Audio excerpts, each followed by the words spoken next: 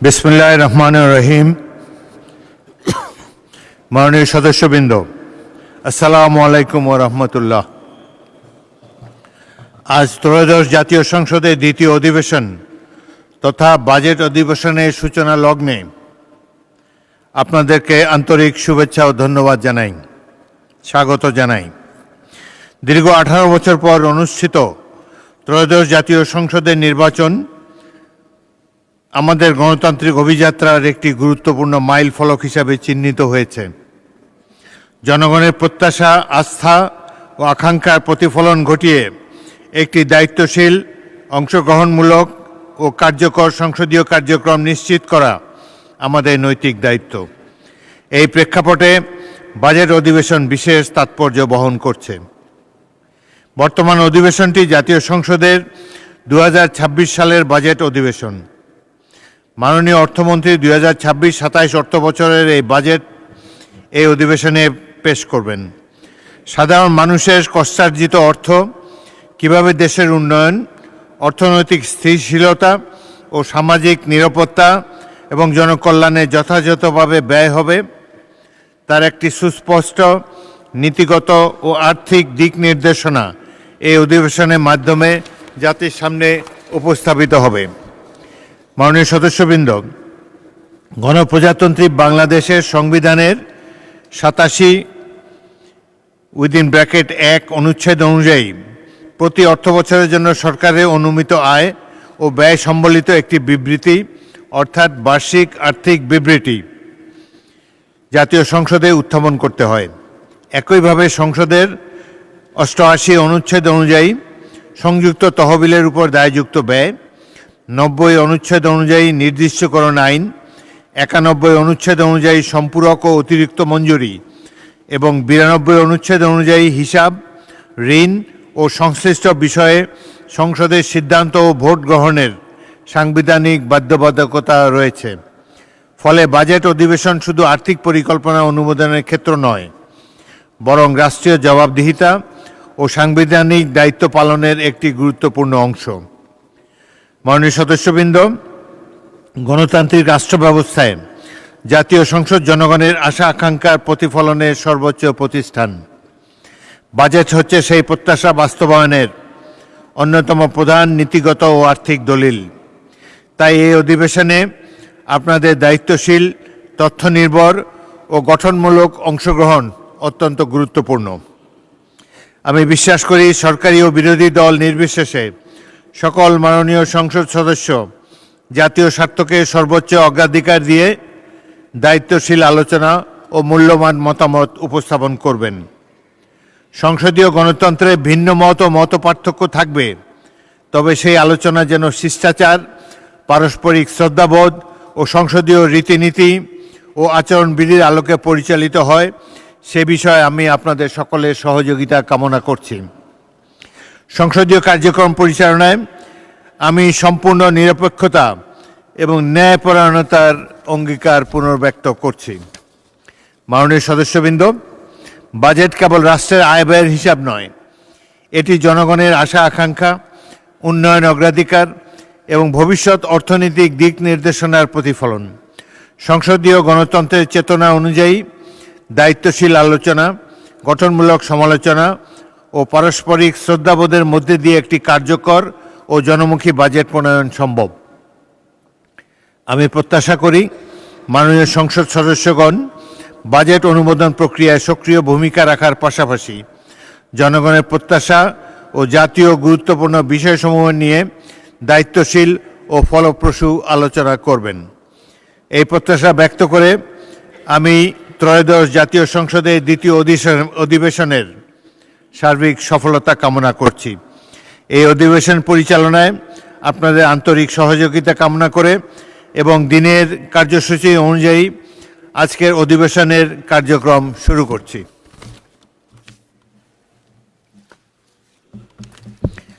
মাননীয় সদস্যবৃন্দ, দিনের কার্যসূচি অনুযায়ী আমি এখন কার্যপ্রণালী বিধির 12(1) বিধি অনুযায়ী ত্রয়োদশ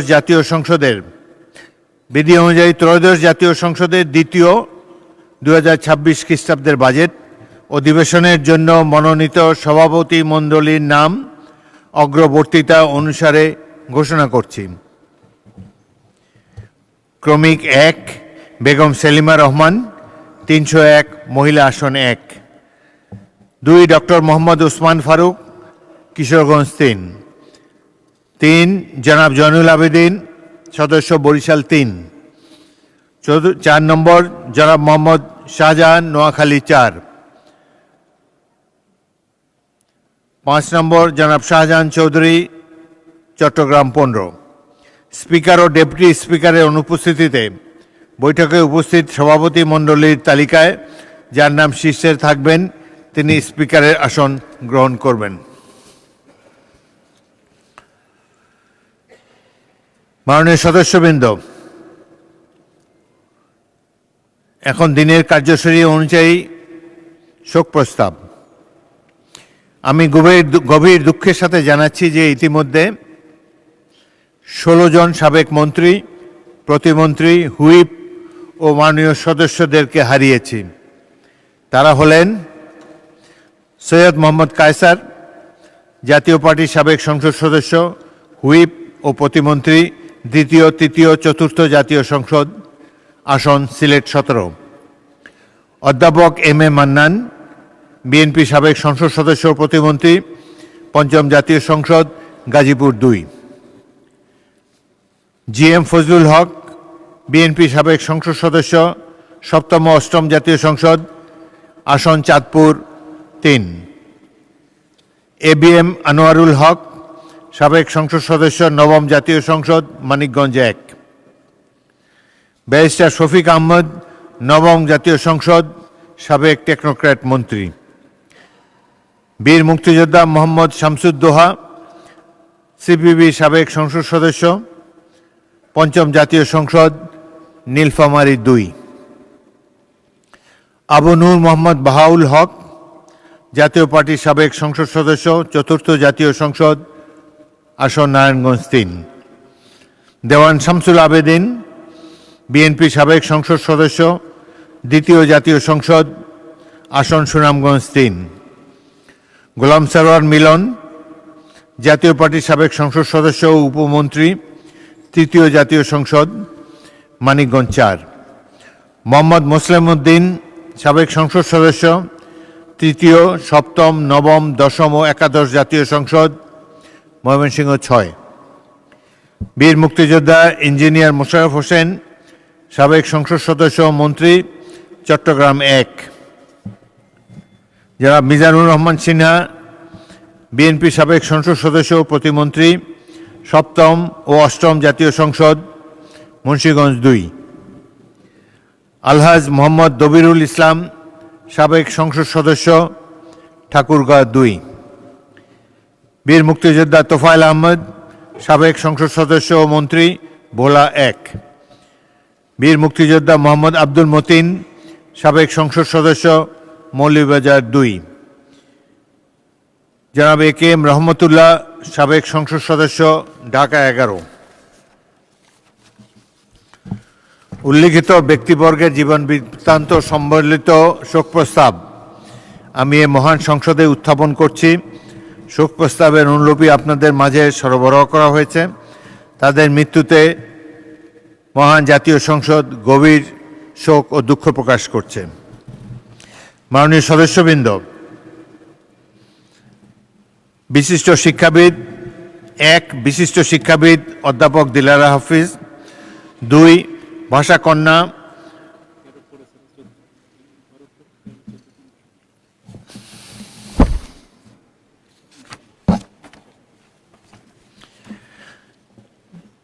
ভাষাকন্যা ও জাতীয় অধ্যাপক সুফিয়া আহমদ।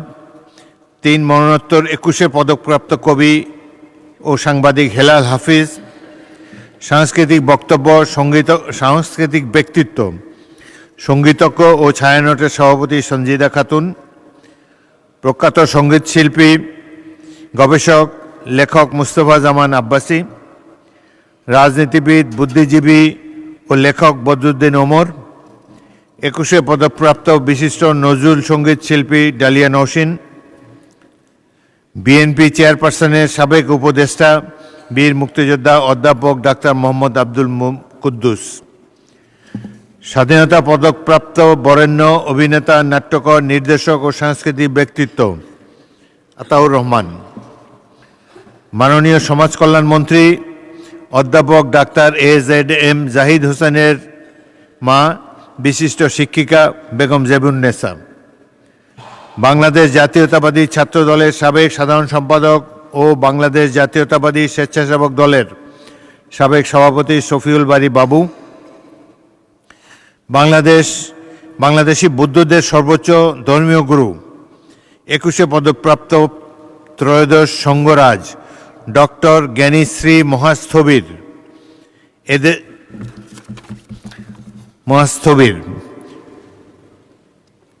একজন আরও শোকপাবে অন্তর্ভুক্ত করছি সাম্প্রতিক কালে সারা দেশে আলোড়ন সৃষ্টিকারী শিশু, নির্যাতিত শিশু রামিসা। 14 নম্বরে বিশিষ্ট সাংবাদিক গাজী রুহুল আমিন। ধর্ষণ হত্যা মামলার হত্যার অপর একটি শিশু শিকার ফারিয়া মিম।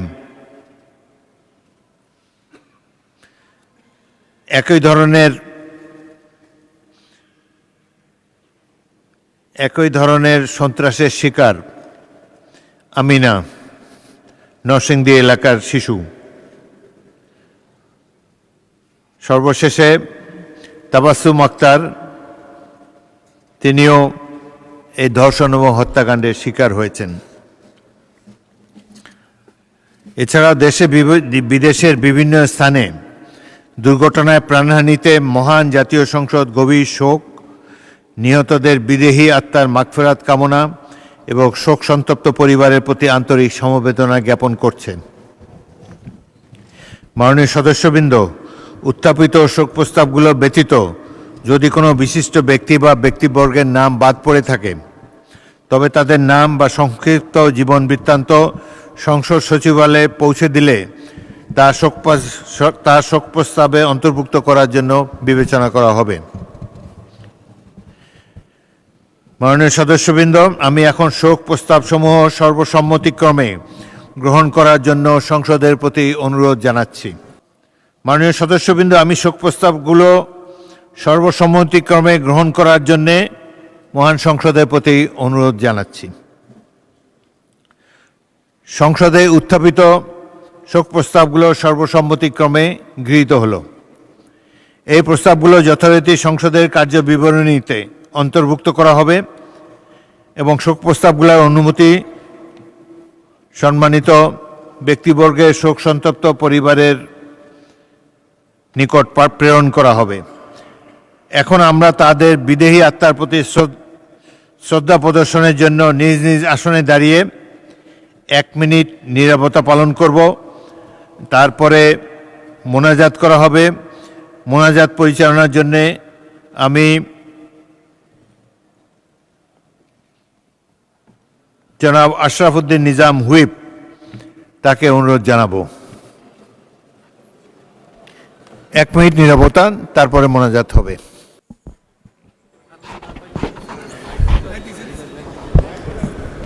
মাননীয় সদস্যবৃন্দ, আজকে তো সংসদ অনেক কালারফুল দেখা যাচ্ছে। সংসদ আজ নারী সদস্যদের আগমনের ফলে পূর্ণতা পেয়েছে, তাদেরকে আমি অভিনন্দন জানাই। এখন মাননীয় সংসদ সদস্য মাননীয় হুইপ আশরাফ উদ্দিন নিজাম, আপনি মোনাজাত পরিচালনা করুন। বিসমিল্লাহির রহমানির রহিম, আউযু বিল্লাহি মিনাশ শাইতানির রাজিম, আল্লাহুম্মা আমিন। রব্বানা আতিনা ফিদ দুনিয়া হাসানাতাও ওয়া ফিল আখিরাতি হাসানাতাও ওয়া কিনা আযাবান নার ওয়াদখিলনাল জান্নাতা মাল আবরার বিরহমাতিকা ইয়া আজিজ ইয়া গফফার ইয়া রাব্বাল আলামিন। ইয়া আল্লাহ, ইয়া রহমান রহিম, আমরা এই জাতীয় সংসদে মাননীয় স্পিকারের নেতৃত্বে কিছুক্ষণ আগেই আমাদের মধ্য থেকে যে সমস্ত মাননীয় মন্ত্রী, সংসদ সদস্য, হুইপ ইন্তেকাল করেছেন, ওনাদের জন্য শোক প্রস্তাব এনেছি। আল্লাহ যেন ওনাদেরকে বেহেশতের সর্বোচ্চ মাকাম দান করেন। ইয়া আল্লাহ, আমাদের নেতা শহীদ প্রেসিডেন্ট জিয়াউর রহমানকে আল্লাহ যেন বেহেশতের সর্বোচ্চ মাকাম দান করেন। ইয়া আল্লাহ, গণতন্ত্রের মা, এই আন্দোলন সংগ্রামে যিনি সবসময় বাংলাদেশের মজলুম মানুষের পাশে ছিলেন, গণতন্ত্র প্রতিষ্ঠা করার জন্য আমাদের সেই সাবেক প্রধানমন্ত্রী বেগম খালেদা জিয়ার রুহের উপরে সওয়াব পুছিয়ে দেন। ইয়া আল্লাহ, আমাদের সংসদ নেতা, মন্ত্রীবর্গ, সংসদ সদস্যবৃন্দ, বিরোধী দলীয় নেতা সকলের আল্লাহ যেন নেক হায়াত দান করেন। আমাদের স্পিকার মহোদয় সহ আমরা যারা হাত তুলেছি, আমাদের আত্মীয় স্বজন, মা বাপ, দাদা দাদি, নানা নানি, ভাই বোন, আত্মীয় স্বজন যারা ইন্তেকাল করেছেন তাদের রুহের উপরে সওয়াব পুছিয়ে দেন। ইয়া আল্লাহ, গত 17 বছর আন্দোলন সংগ্রামে এবং সর্বশেষ এই জুলাই আন্দোলনে যে সমস্ত ভাই এবং বোনেরা বুকের রক্ত দিয়ে এই মহান সংসদে মানুষের প্রতিনিধিত্ব করার জন্য, মানুষের আশা আকাঙ্ক্ষা পূরণ করার জন্য আমাদেরকে এখানে পাঠিয়েছেন, আমরা যেন হকের সাথে, ইনসাফের সাথে, সততার সাথে, নিষ্ঠার সাথে এই দায়িত্ব পালন করতে পারি, এই তৌফিক আপনি দান করেন। ইয়া আল্লাহ, আমাদের মাননীয় সংসদ নেতা সকলকে নিয়ে, পজিশন অপোজিশন সকলকে নিয়ে আগামীর যে বাংলাদেশ, গণতান্ত্রিক বাংলাদেশ প্রতিষ্ঠা করার যে সংকল্প নিয়ে উনি এগিয়ে যাচ্ছেন, আমরা যেন ওনাকে সাহায্য করি এবং আল্লাহ সেই গায়েবী সাহায্য ওনার মধ্যে আপনি সৃষ্টি করে দেন। রব্বানা তাকাব্বাল দোয়া, কালামা তৈয়ব লা ইলাহা ইল্লাল্লাহু মুহাম্মাদুর রাসূলুল্লাহ।